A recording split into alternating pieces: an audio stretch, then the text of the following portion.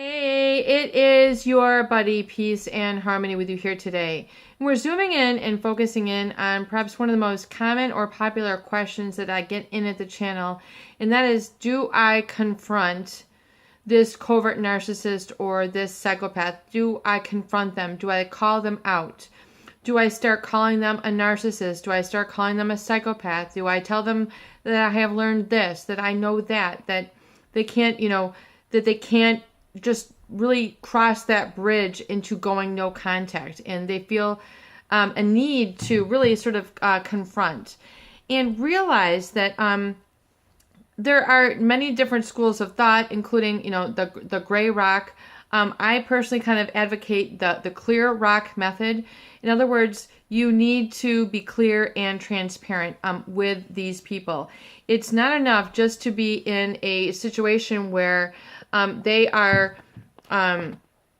you are around them and you're acting disinterested, because then you're squashing your quality of life for this person. You've now allowed this person to loom larger than you and your importance of yourself, your life purpose. Then, you've allowed them to become an obstacle, a barrier, a barricade to living the life that you want to live, or expressing yourself freely without having retaliation. And so knowing this to be the case, once you have realized that this person has suffocated you, tried to take an inordinate amount of control over you, enmeshment, creating a dependency bond where you can't go out and live your life, defend yourself, have your own lifestyle without reproach, which means without attack, realize that oftentimes these people are not worth confronting. You need to be able to arrive to the assessment internally yourself that this is not good for you, and to walk away.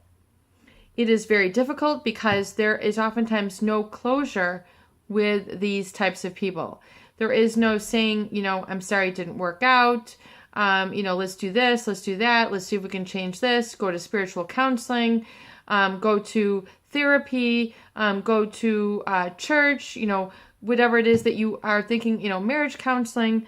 But sometimes there are, when you're in a relationship with a narcissist or a psychopath, these people oftentimes do not feel that they have done anything wrong, and furthermore tend to give themselves a pat on the back, especially the psychopath, for getting and doing what they want.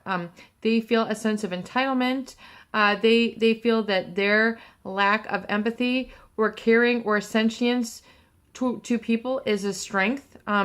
In fact, the psychopath oftentimes, they know very much that they are different from other people, and that they don't have a heart, they don't have an emotional richness, they don't have attunement to something like love, freedom, faith. They don't operate by these tenets. They don't have these sort of things driving their life.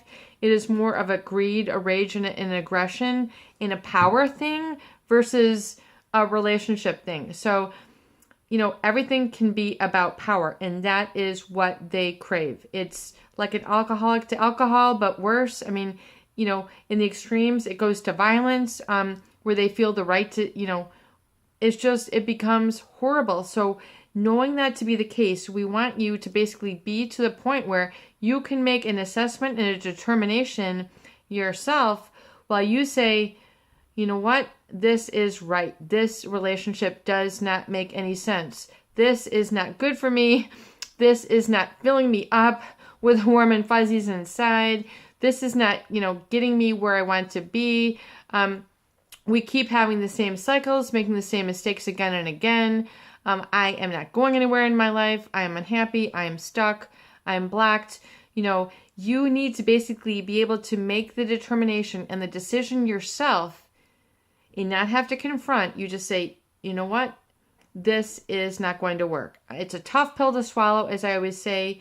It's the hardest thing to admit. It's the hardest thing to accept, because to accept, not necessarily that it would mean defeat, it would just mean change. But oftentimes people take trying to sever and go no contact is a sense of personal weakness or a personal inadequacy. They begin to feel, that they have lost a great man. They have lost a great woman.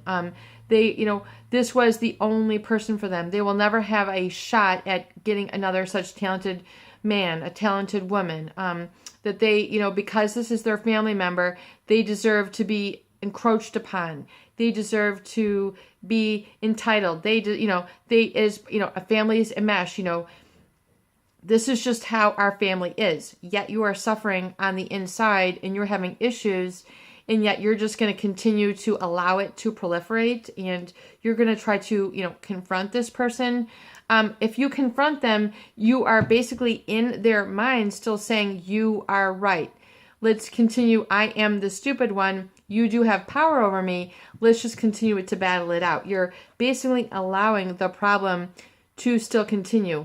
And until you can really make that determination inside and be decisive and say, wow, I am being able to add up 1 and 2 and 2 and 2, and I'm realizing that this is not good.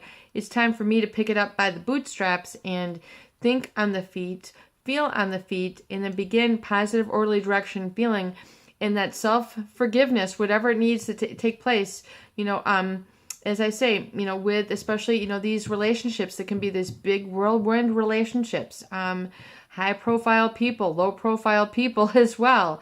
You got the extremes. This person was so charismatic, sexually attractive.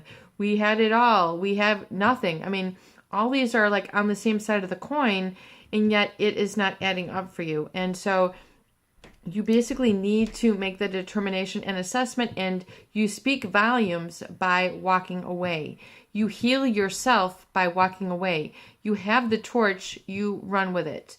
You begin to make and rebuild your life, that sort of homecoming or home creation within yourself, and being able to learn and identify what caused this, going into motion in the first place, and then learn so that you fix and then understand and raise your standards, raise your boundaries for yourself, so that this does not be, this type of relationship is no longer acceptable or tolerable to you again.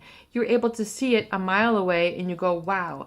With time under the bridge, water under the bridge, you're able to say, wow, I have come a long way. Never again am I going to allow this to occur. I'm protecting myself. I deserve better. And then you've made your assessment and you've gone ahead and confront them without confronting them at all. You've confronted it within yourself. It is your buddy, Peace and Harmony, with you here today. And I hope that these videos do help. Please share and please subscribe for more great tools, videos, discussion, and support.